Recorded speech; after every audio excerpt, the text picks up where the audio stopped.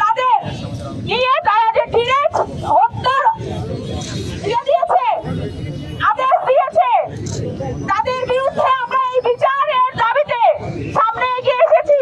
আপনারা সবাই আমাদের সাথে থাকবেন।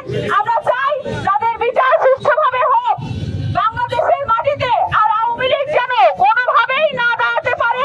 তার জন্য আমরা পদযাত্রা শুরু করেছি।